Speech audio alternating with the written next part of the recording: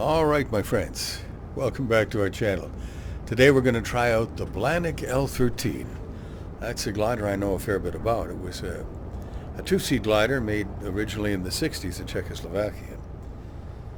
And it was used to train pilots all over the world. I think the U.S. Air Force Academy had a couple, or maybe they have the L33, the sequel to this. Anyway, great airplane. I've got maybe 250 flights in it. A good chunk of those as an instructor. So I know the airplane pretty well. Let's have a look. As you can see, there's two seats. The instructor sits back here. The wings angle slightly forward, which always struck me as kind of strange, but I think the idea is to give you more ability at low speed. I'm not sure. I know at high speed it may not be a good idea, but it looked pretty cool. And these little winglets, I don't know what the heck they do. Somebody told me once they were for some kind of water ballast, but I don't believe it, because there's getting rid of the ballast. And really no point to having that little. What if you release the ballast on one wing but not on the other? You'd be fighting a roll the whole day. Anyway, the gear is retractable, but it only retracts about halfway up. It's really more so pilots can get used to operating a retractable gear in their gliders.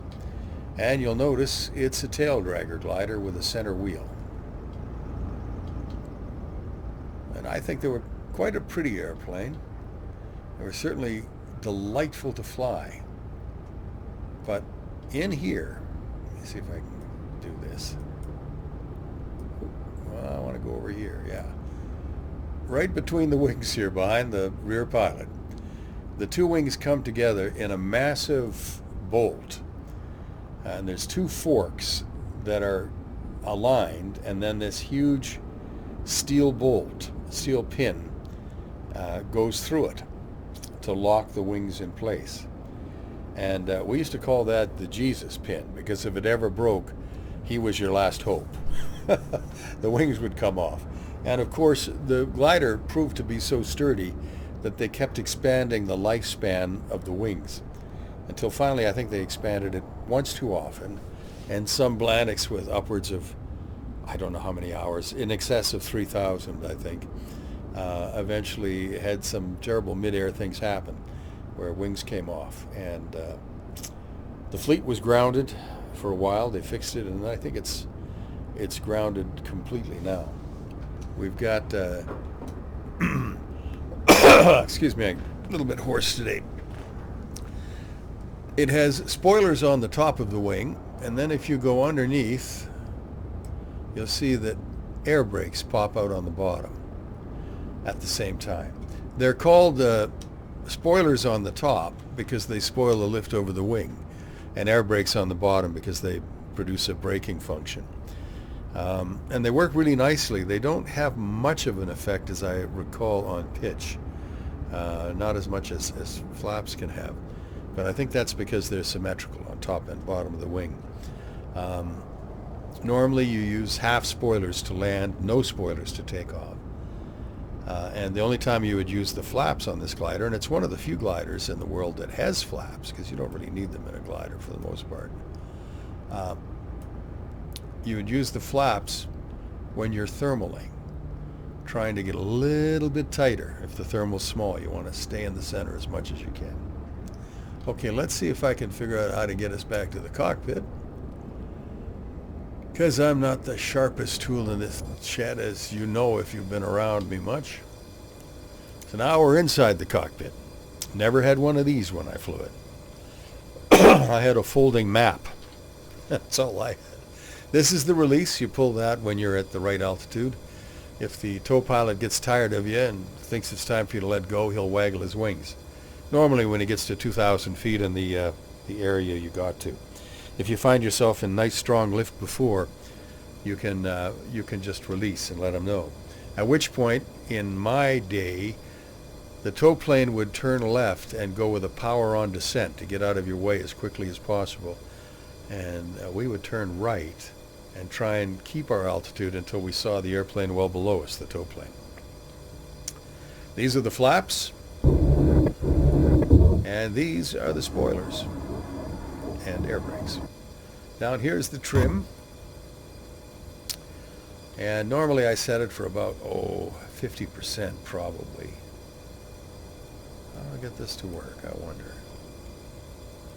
Have I mapped it somewhere? Well, I haven't got I've got the air brakes mapped. I thought I had the flaps mapped, but maybe I don't.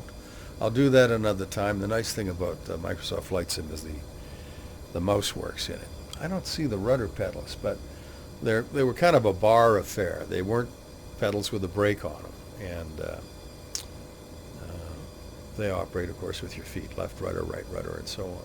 The interesting thing is that the airplane reaches effectiveness so quickly that the rudder becomes active almost instantly when the tow plane starts to pull you away. And then a little kick of the rudder will pull the opposite wing up. So if we didn't have a wing runner, we'd start with one wing in the grass and then kick opposite rudder just as the tow plane started its going, and that would pull the wing up. What else have we got here? Well, we've got the airspeed indicator. This is our altimeter, and at this airport in Kelowna, it's set for, it looks like, what is that? 500 or 600 feet above sea level? I can't remember how to read that. God, what's going on in my brain? I used to just look at those things and know instantly. 29.92 inches of mercury, that's normal. That's the normal pressure. If the altitude is going to read differently, it'll be higher or lower, and you set that to match it, as you'll find out when you do flight training in your flight sim or in real life. You have a variometer, which tells you whether or not, well, here's a rate of climb indicator. And I think, well, they're both kind of variometers in a way, but one of them is more accurate in that it doesn't just measure whether you're going up or down. It measures whether the air you're in is going up or down. And that's important because in a glider, you're always descending. You're never climbing in a glider without the assistance of Mother Nature. So you find some air that's going up faster than you're going down, and then try and circle in it. So that even though you're descending, you're actually climbing. And I've climbed as fast as 2,000 feet per minute in a glider if you get strong enough lift. Okay, let's switch into VR mode. And we'll try and do a little flight here. I've got a whopping 14 frames per second right now. On my system, it's an Intel 9900. I just gotta get myself organized here. Look straight ahead. There we go. And an Nvidia 3090 processor, GPU. So that was pretty good. Now let's make sure that I have my, okay, can I get the brakes to work? Okay, I've got those mapped either, so I'd have to use them this way. Now, I don't want trim full forward, I want it back a little bit, probably about there. This is the gear, we don't want to mess with that. And I guess we're just about ready for takeoff. I'm going to cruise around for a bit, and if I feel like I can go somewhere, maybe I'll try and fly north to Vernon from Kelowna in beautiful British Columbia. All right, so what I want to do, I'm not going to bother checking all the controls. I'm getting too lazy in my old age. Frames per second are not ideal right now, but we'll see. I won't really know what they are probably until I review the recording, but I think I'm going to be having around 20 frames per second. Here we go, behind the tow plane. I'm not sure why I'm not hearing anything. Hold on here.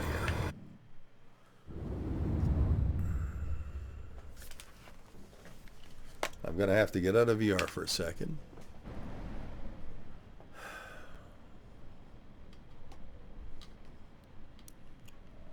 We'll just escape backwards. Escape. Let's end the flight. I have to be able to hear what's going on in the airplane. I don't know why. This thing normally defaults to the headset in terms of, we'll quit to desktop and I'll come back to you. But normally when I start up Flight Sim, it defaults to my headset for audio. But for some reason it isn't in this latest release of 2024. So let's see if I can get out of here, exit to desktop. And we'll be back. Through the magic of editing, you'll hardly know I'm gone. And you may feel I wasn't gone long enough. Talk in a second.